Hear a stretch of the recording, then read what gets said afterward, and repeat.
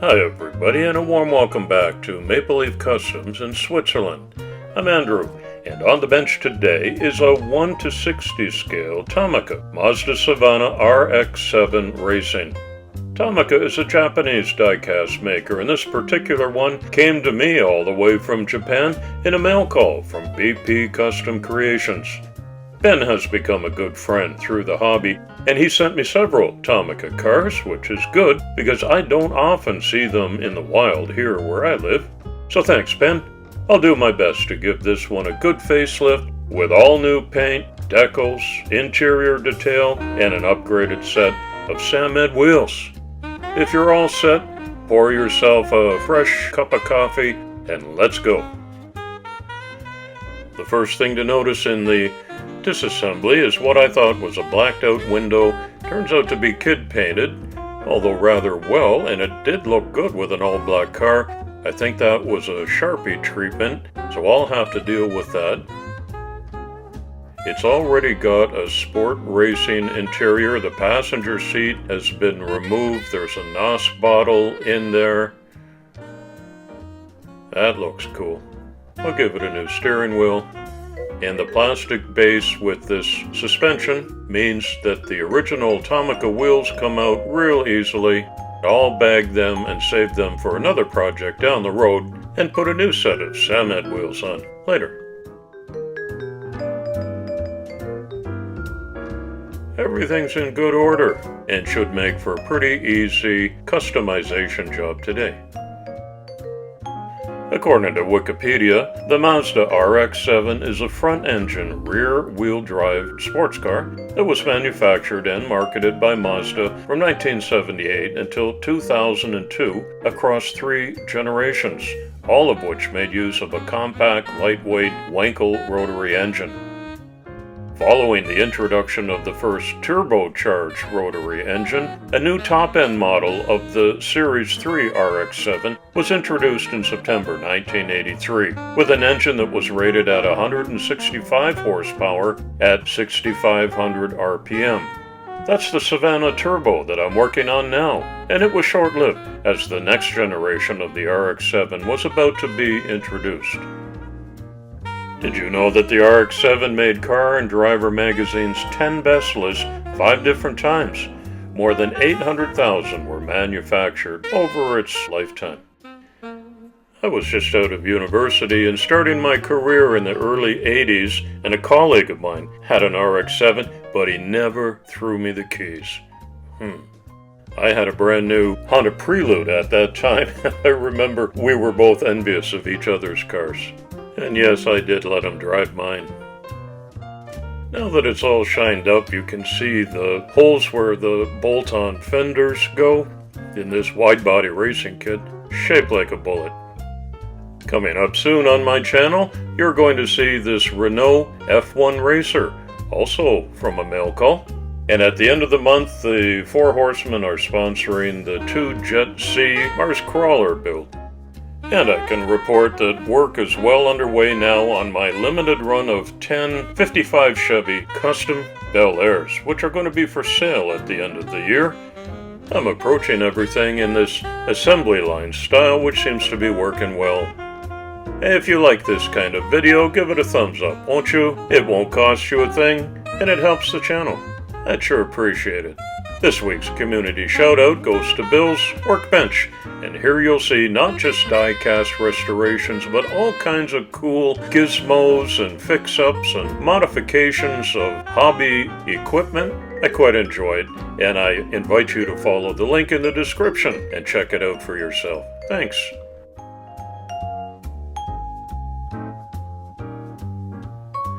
As I prime this one up, I'll give you a peek at this very cool looking RX-7 with a custom body kit on it, making it look even better. Remember the blacked out windshield that I showed you in the disassembly stage? Here's a tip for taking care of that kind of thing if you ever encounter it. A little .5 brake fluid, just let it marinate in there for a little while. Rinse it off with some clean water, rub it dry, and look at that, with no elbow grease at all, the paint, or the Sharpie, has easily been removed. but I still need to put on my Euro brand plastic scratch remover and a felt tip attachment set on the very lowest speed on my Dremel, and look at that. Pretty clean looking now. I have a real race car in mind that I want to recreate for you today, and that calls for a high gloss red paint job. So I do a little test spray on my spoon, as I often do. Notice I'm leaving the opening doors on today. Just makes it a whole lot easier, meaning headache-free at reassembly time. So a mist coat, a second coat, and a top coat, and this is the look I'm going for. An IMSA award winner. I'll tell you a little bit more about it at the end of the video, so stay tuned. The challenge now is to recreate these homemade decals as closely as possible to the original Kent Racing Team RX-7. Thankfully, I've got lots of internet pics to go by. And here's something new. Usually I lay down the ghost white decals first, but on the doors, the number 92 in black goes down first. Why? Just because I needed that black pinstripe through the middle of the numbers and as a very thin outline. Fueled by coffee, I continue with the intricately small sponsor decals on each door, true to the original. And I repeat the white over black technique on the hood for the larger 92. I make my way all around the red body of the car and then focus on a little bit of decal detail on the windshield.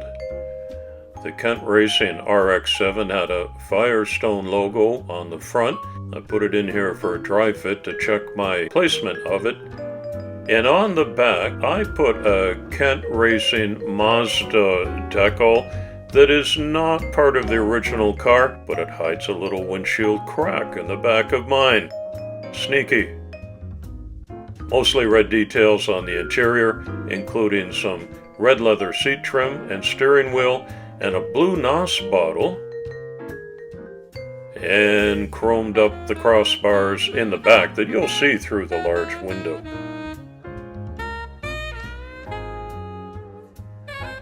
If you've got opening doors on your scale model car, remember that the door cards need to match the color of the interior, not the exterior, so I made mine black.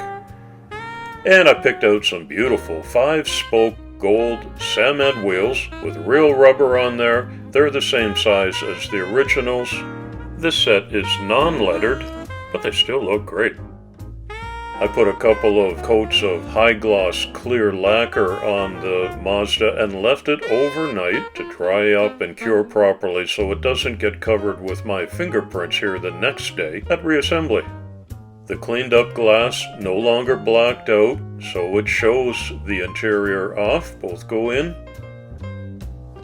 This is where I'm glad I don't have to fiddle with reassembling those opening doors. The plastic chassis has a tab at the rear end and a single screw in the front. These are two 56 size Phillips head screws. Easy to button it all up now. The doors open and close. Wheels are good rollers. Let's see how it moves for a race car. Oh, for full disclosure, I missed this little chrome exhaust pipe until post-production when I added it, so you won't see it in the glamour shots. And here's the backstory behind this particular RX-7 that I've tried to recreate. It was the first US-built Mazda RX-7 race car, and it would become the most successful small GTU race car in the world. There was some stiff competition, including a Penske Racing Porsche RS Spyder, a Brumos Racing Porsche 914-6, and a Busby BMW 320i, among others. but the International Motorsports Association Award at Amelia Island 2020 deservedly went to the Kent Racing Mazda RX-7, restored by Walt Burchak and now owned by former IMSA racer Kelly Marsh. Now you know the rest of the story. I think it turned out supremely well, taking into consideration the incredibly small size that you have to do the detail work on in these 1:60 scale cars. It was well used and mainly paint chipped when I started work on it. And I'd like you to leave a respectful comment below and tell me what you think of this customization job to the Kent Racing RX-7.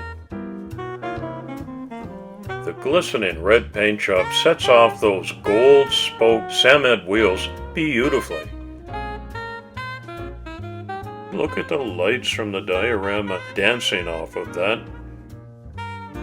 The decals are true to the original, except for the roof and the back window, as I told you. And here's a 30-second vignette by request. People have asked, how do you make your custom cards and blister packs? Well, I do my own artwork, first of all, and then print them double-sided on some heavy stock high-gloss paper. Front and back looks like this. Trim it off with an X-Acto knife, and then I have this little rounded corner cutter. I like the 10mm setting, and that just gives it a nice professional looking edge. Here are some homemade COAs that I do on holographic paper, and they say Certificate of Authenticity 1 of 1 inside of a maple leaf. So you know it's an original. Not that anybody's making knockoff Maple Leaf Customs cars. That's how they normally get delivered to my local Goodwill shop, but this one's going off with a bunch of others in the next D-Dog box. We're still trying to reach our goal of 10,000 cars. This one will go to my church, who are collecting toys through the Samaritan's Purse charity. There are many venues where you can drop your cars off locally. I want to thank you for visiting my channel today, and I hope you'll come back soon and often. It's coffee time.